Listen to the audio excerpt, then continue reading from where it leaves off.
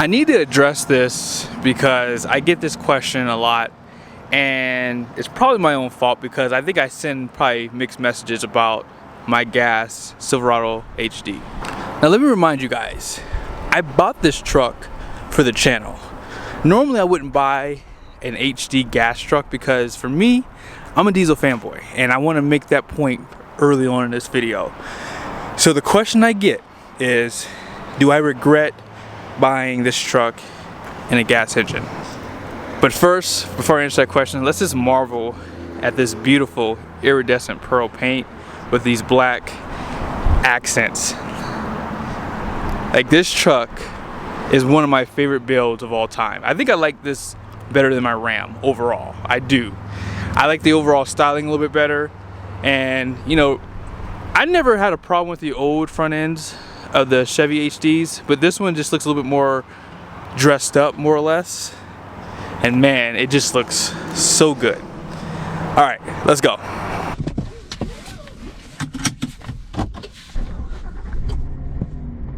Sounds like a gas truck.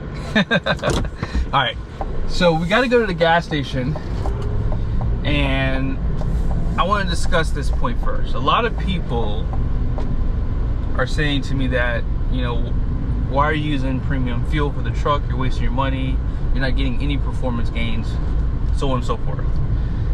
Let me address that really quickly. The reason why I use 91 is because 9 times out of 10, I get my fuel from Costco.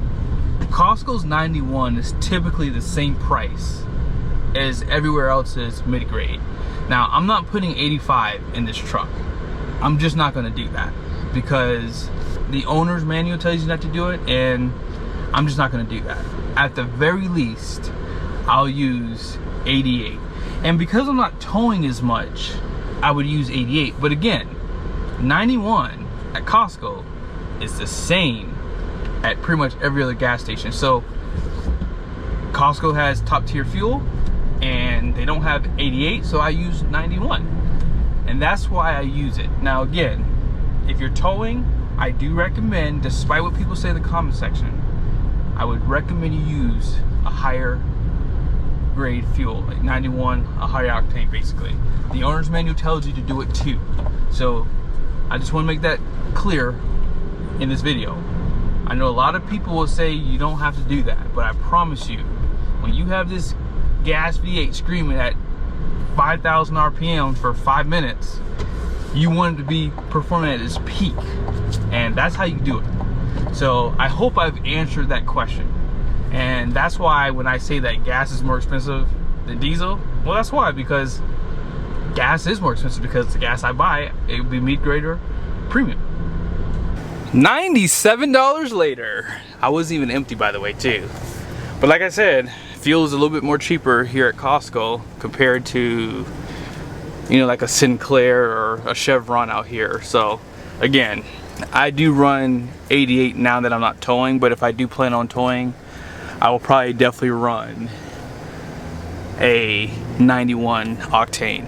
Now, one thing I do like about the gas trucks, because this is something I did pretty religiously on the diesels, is I did run like a cetane booster, either Hot Shot Secret or Diesel Clean, one of the two, at least a couple times a month at the very least. On my Ram, I like did it every other fill up because of the CP4 that was in that truck, which was prone to having issues. But in this truck here, you don't have to really worry about running fuel injector cleaner because you have top tier gas stations, so it's really not worth it to do that.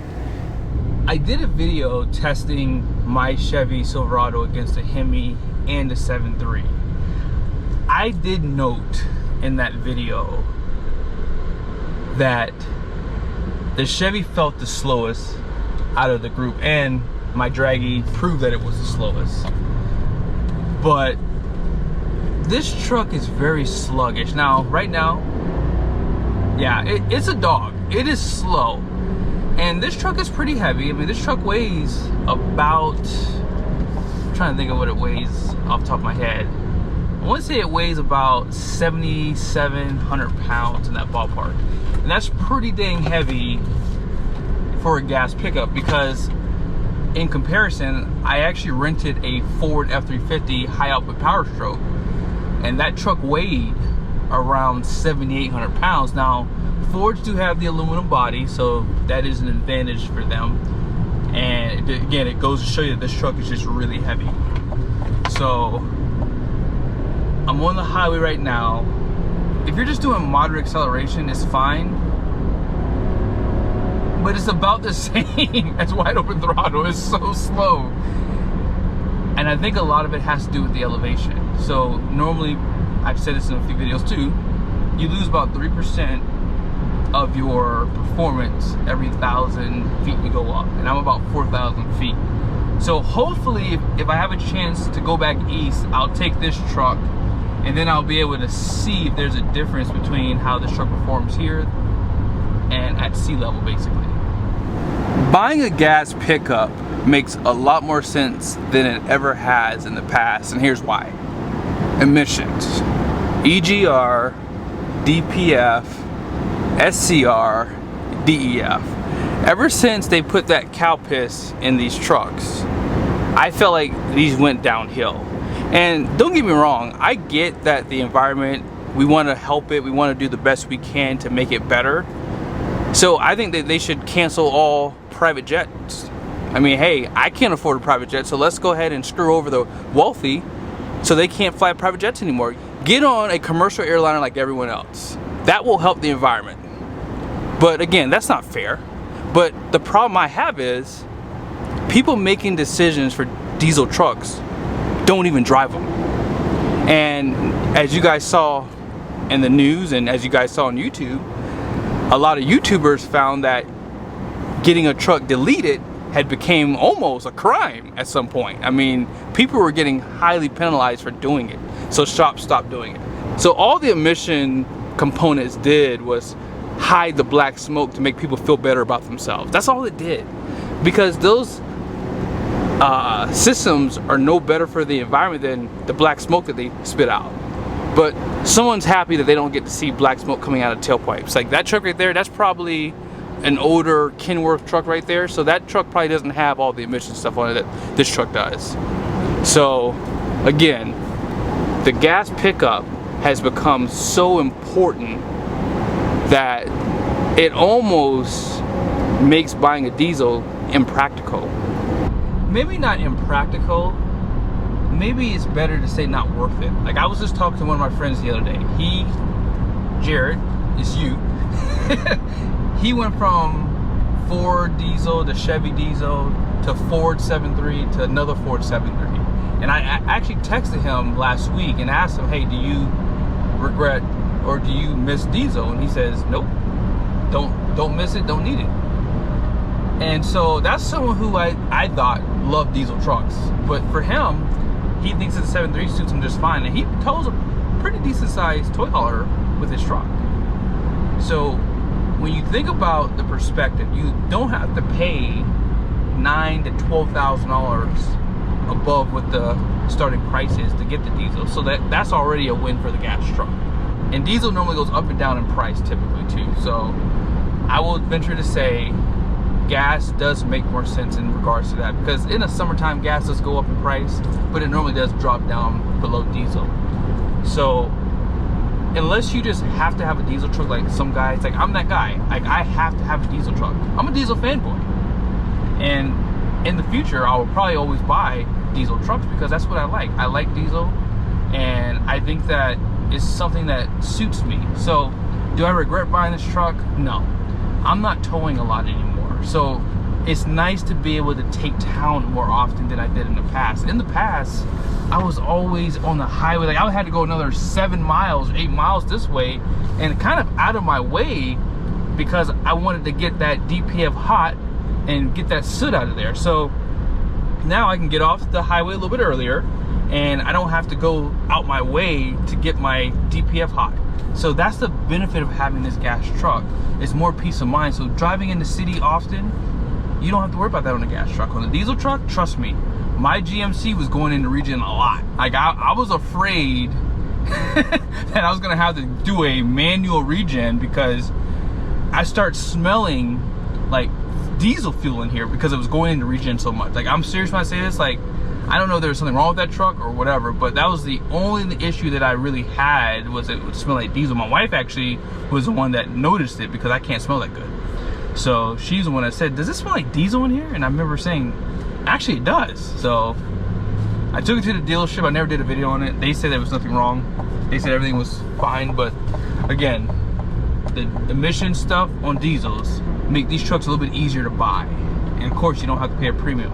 Now, in the future, if the manufacturers make these trucks more advantageous, again, I don't mind paying a little bit more for fuel if I can get more power. So if they add it to the build sheet to have higher compression, you know, 50 more horsepower, 30 or 40 more pound-feet of torque, 100% I'm checking that box. If they add a bigger brake kit or something like that to kind of help, you know, with stopping, because again, you're gonna need a little bit bigger brakes that have better cooling, because you're not able to use a diesel exhaust brake anymore, and the engine braking on this truck is not that great. So I think if they maybe added an option for that, that would make it more advantageous for me, because for me, it's all about confidence, you know, pulling. Because again, I like to know I can get up a mountain, you know, and get up to 60 miles an hour if I need to, because obviously if you get stuck behind a truck, you have to slow down. That's gonna make you lose momentum. So that's where the diesel just comes into mind for me and makes me want to go that route every time, because I have gotten stuck behind trucks because I can't get over. So if they add more power to this truck, I think it would be a lot better, because we're so high above elevation. But that's just something that I feel is missing in this truck, is it just feels so slow. Like, and you guys have seen the performance, it's pretty consistent. Now here's what I'll do before I end off the video. I'm gonna do a 0 to 60 run for you guys. I'm gonna turn traction control off, okay? And I'm gonna put it in tow haul mode, because a lot of you guys will ask me to do this. Let's see if the performance improves. Traction control is off, tow haul mode is on. Let's go.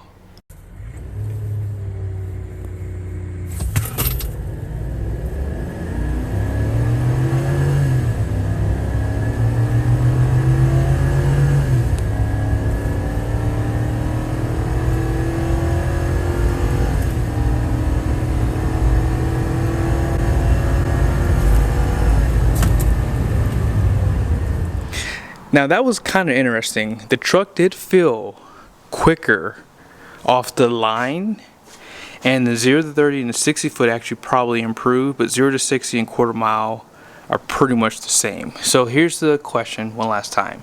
Do I regret buying this engine? The answer is no.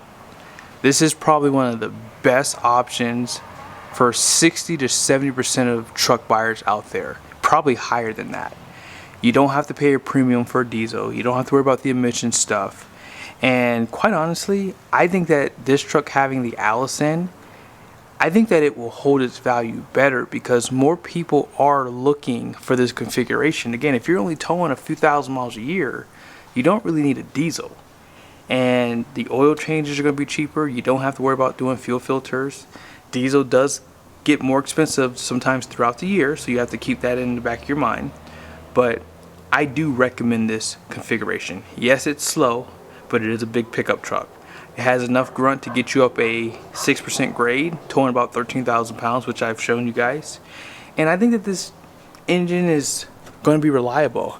I guess I need to do a video on oil change, because I haven't done one yet on this truck. I need to do it soon though, because it's coming up on 3,000 miles. But we'll see if this truck is eating oil, because that's something that a few people have been asking me too. So we'll discuss that in another video. Later.